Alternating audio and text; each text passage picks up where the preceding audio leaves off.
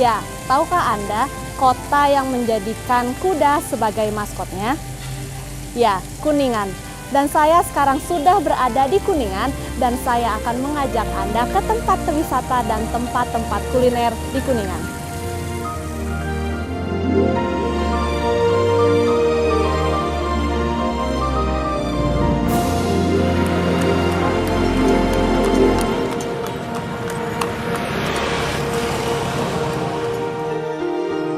Kota Kuningan terletak di Provinsi Jawa Barat, bagian timur berbatasan dengan Provinsi Jawa Tengah. Kota kecil dengan luas wilayah 1178,58 km persegi ini dikenal sebagai kota berhawa sejuk karena terletak di kaki gunung tertinggi di Jawa Barat, Gunung Cermai.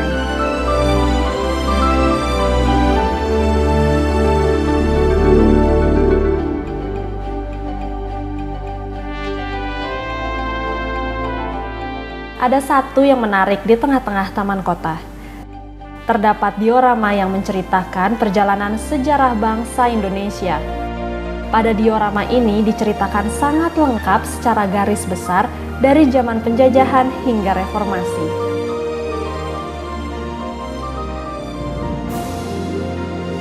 Seperti daerah lainnya di Indonesia, daerah Kuningan juga merupakan saksi sejarah di Indonesia.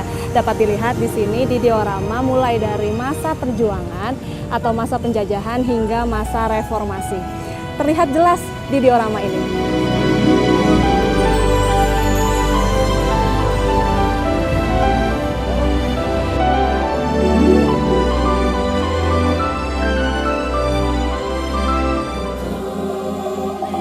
Kota yang menjadikan kuda sebagai ikonnya ini juga menjadikan kuda sebagai angkutan massal yang tetap bertahan. Sebutan angkutan massal ini sama yang ada di kota-kota lain, delman. Walaupun saat ini sudah banyak angkutan umum, tetapi delman tetap menjadi idola masyarakat Kuningan. Tidak sulit mencari delman di sini. Setiap delman seperti datang dan pergi. Selalu ada kapan saja kita ingin naik delman. Tak lama saya pun menemukan delman yang terlihat sangat tradisional ini. Mang, berapa naik delman keliling taman kota? Berapa ya? 100.000. Hah? 100.000? 10.000 ya lah ya, nolnya gelinding. Ya? Oke, 10.000 kita naik delman. Hihi. Depan ya. Oke. Terlihat dari roda delman yang masih terbuat dari kayu yang sangat khas sekali dengan roda delman.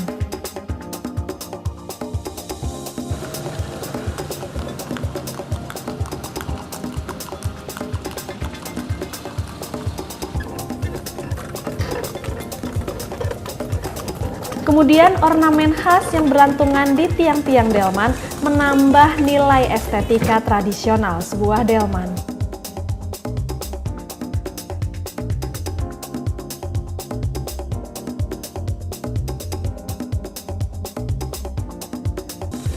Asik juga ya naik delman, walaupun udah lama nggak naik delman dan agak bau. Di sejuknya udara kota Kuningan.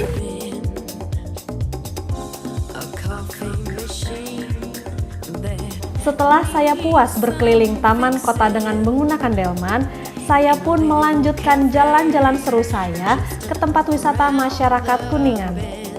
Tentunya ke tempat wisata yang memiliki nilai sejarah tinggi.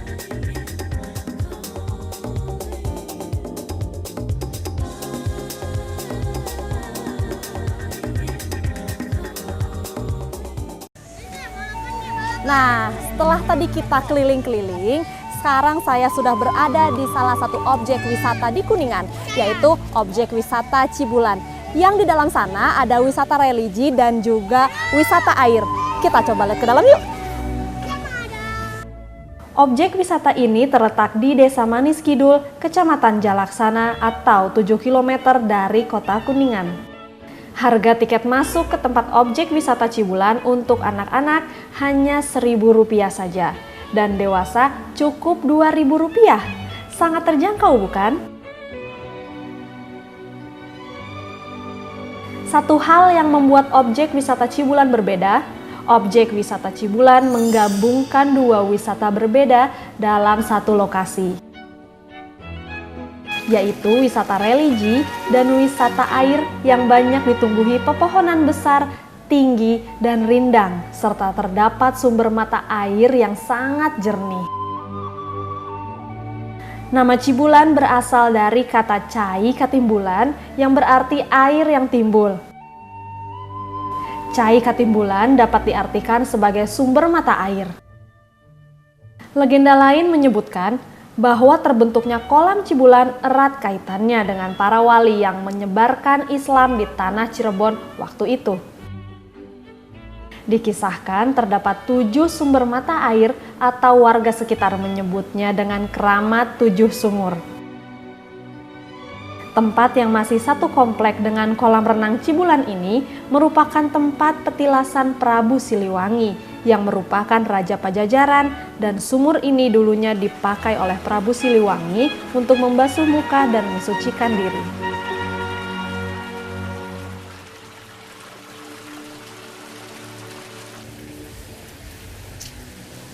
Keramat 7 sumur Cibulan ini merupakan petilasan dari Prabu Siliwangi, dan 7 sumur ini diantaranya memiliki sumber-sumber air yaitu Kejayaan, Keselamatan, Pangabulan, Kemuliaan, Cisadane, Cirencana, dan Kemudahan. Dan mitosnya jika membasuh muka di ketujuh sumur ini akan awet muda. Percaya atau tidak, terserah pada kepercayaan Anda.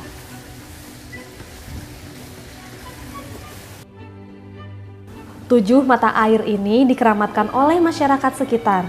Air dari ketujuh sumur tersebut memiliki keistimewaan dan keunggulan tersendiri. Saya pun mencoba membasuh muka di ketujuh sumur mata air ini. Ya, inilah pemirsa sumur pertama, namanya sumur Kejayaan. Dan saya akan mencoba membasuh di sumur pertama ini. Bismillahirrahmanirrahim.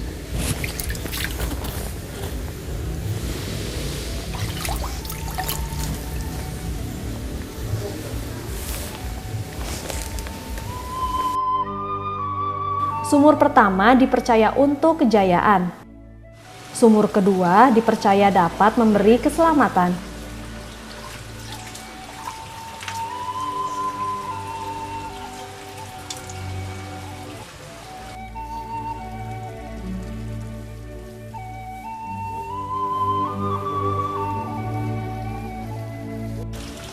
Sumur ketiga dipercaya sebagai pengabulan.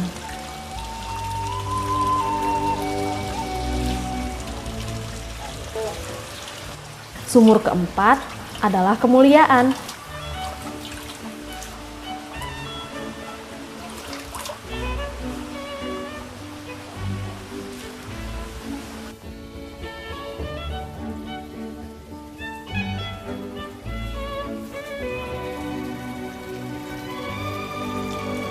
Sumur kelima yaitu Cisandane.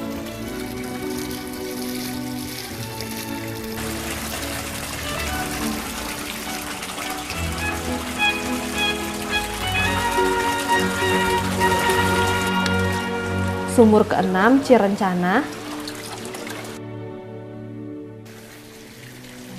dan sumur terakhir Kemudahan, yang dipercaya dapat memberi kelancaran serta kemudahan di dalam segala urusan masing-masing orang yang mempercayai mitos ini.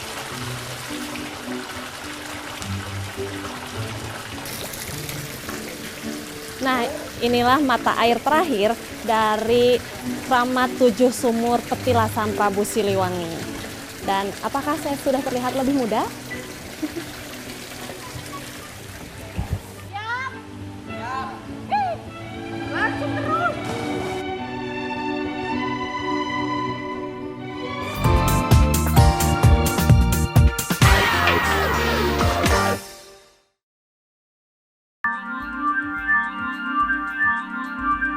Setelah puas mengunjungi keramat 7 sumur atau 7 mata air, jalan-jalan saya tak hanya sampai di situ. Masih satu komplek dengan kolam renang Cibulan, saya pun melanjutkan keseruan. Ya pemirsa, setelah kita melewati wisata yang agak religi, kita sekarang akan berwisata yang bersenang-senang. Dan masih dalam satu komplek dalam Keramat 7 Sumur ini ada Flying Fox, ada kolam berenang, dan ayo kita berenang.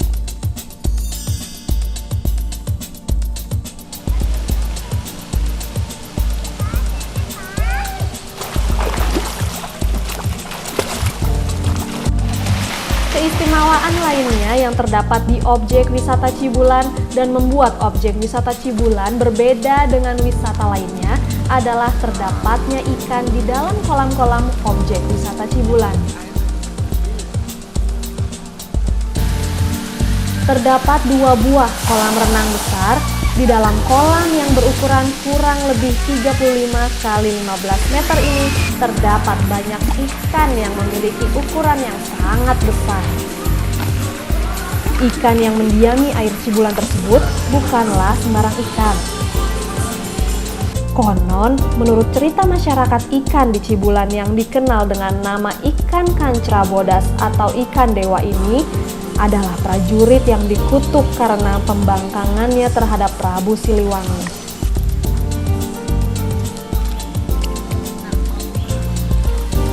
Dan terbentuknya kolam objek wisata Cibulan tak semata dibuat oleh masyarakat setempat. Mitosnya, kolam-kolam tersebut dibangun oleh para wali songo untuk tempat peristirahatan di sebuah sumber mata air yang telah mereka temukan. Kemudian, mereka membuat sebuah kolam yang di dalamnya diisi dengan ikan kancra bodas atau disebut ikan dewa ini. Ikan tersebut memiliki misteri tersendiri dan menjadi salah satu daya tarik karena ikan tersebut tergolong ikan yang sangat langka dan hanya terdapat di kolam Cibulan ini. Konon jumlah ikan yang mendiami kolam ini tidak pernah bertambah ataupun berkurang dari dulu hingga sekarang. Masyarakat setempat menyebutnya dengan sebutan ikan dewa. Walaupun berukuran besar, ikan ini tergolong jinak.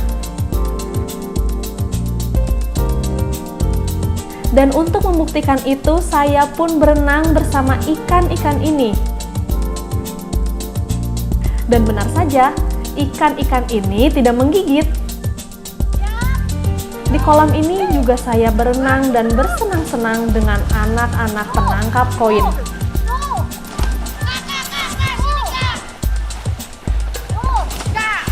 Dan bersama mereka, saya pun berlomba menangkap koin yang dilempar para pengunjung.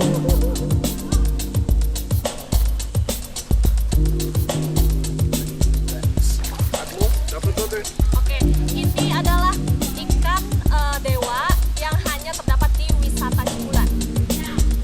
Oke ya Pak?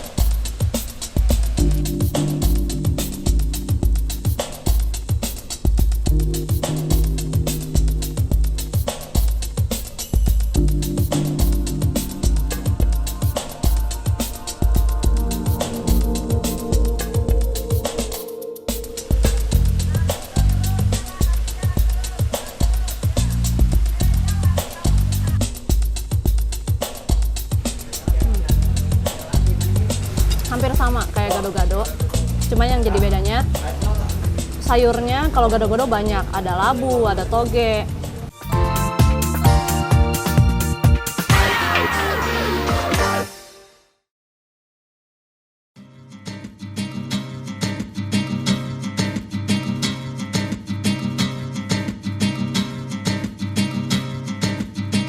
Setelah puas bermain air bersama ikan-ikan purba nan jinak, serta berwisata religi ke Sumur 7 Keramat, kini saatnya saya mencari hidangan santap siang yang tentunya khas Kuningan untuk melengkapi jalan-jalan seru saya di kota ini.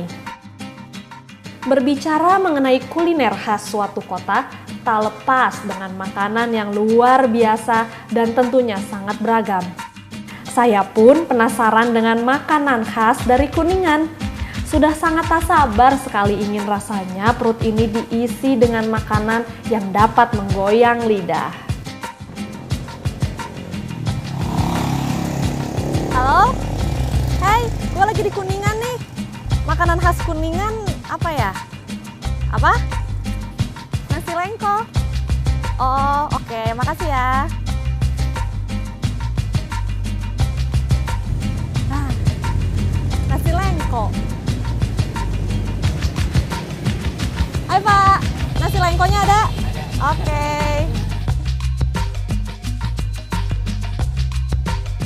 Ternyata inilah makanan khas Kuningan, nasi lengko. Nasi lengko ini sangat mirip dengan gado-gado.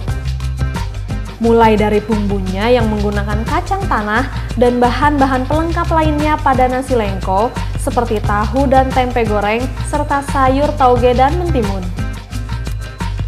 Meracik nasi lengko sangatlah mudah. Pertama-tama nasi dituang pada piring, kemudian dilanjutkan memotong-motong tahu pong goreng, tempe goreng, memberikan irisan mentimun, menambahkan tauge, lalu mengguyurnya dengan kuah kacang yang telah disiapkan sebelumnya. Dan sentuhan terakhir menaburkan daun seledri dan tak ketinggalan, kerupuk. Oh, ini nasi lengko. Nasi yang katanya nasi khas Kuningan, Jawa Barat. Kita lihat kayak mirip gado-gado ya. Kita lihat apa bedanya gado-gado sama nasi lengko. Nih, ada tahu. Ini sebenarnya tahu pong digoreng. Tahu pong digoreng, lalu ada mentimun dan ada toge. Udah, sayurannya cuma ini aja, mentimun dan toge. Kita coba rasanya.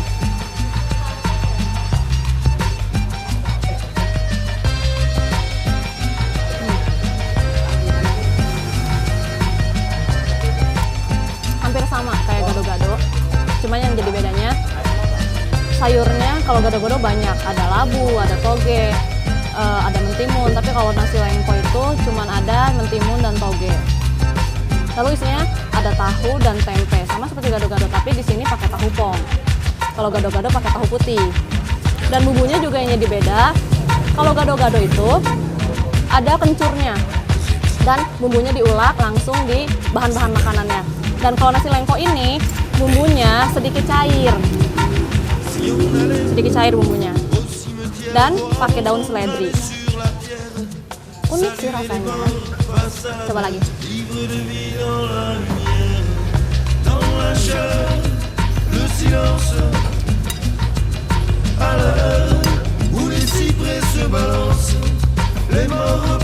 Saya paling enak ditambah emping kali ya.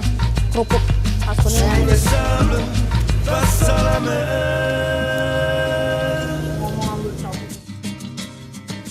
Setelah mengelilingi Taman Kota Kuningan, melihat diorama sejarah perjalanan bangsa Indonesia, berwisata religi sekaligus wisata air di objek wisata Cibulan, mencicipi makanan khas Kota Kuningan, saatnya saya harus mengakhiri jalan-jalan asyik dan seru saya di kota ini. Sebelum meninggalkan Kota Kuningan, saya akan mencari oleh-oleh khas dari Kuningan untuk keluarga dan kerabat.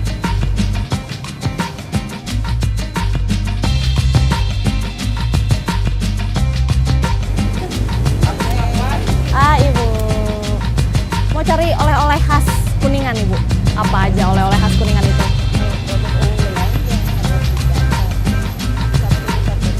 Tape ketan, opak bakar,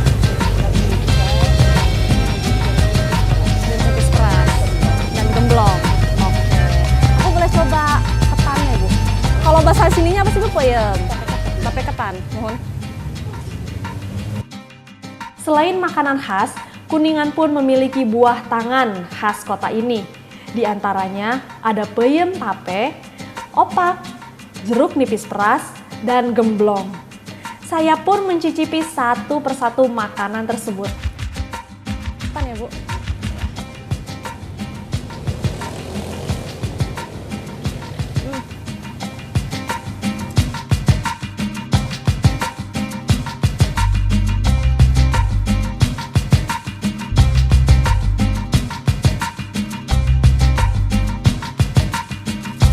Capeknya, Ibu. Terima kasih. Ya, ikuti terus jalan-jalan seru dan asik bersama saya Nuni hanya di CNTV.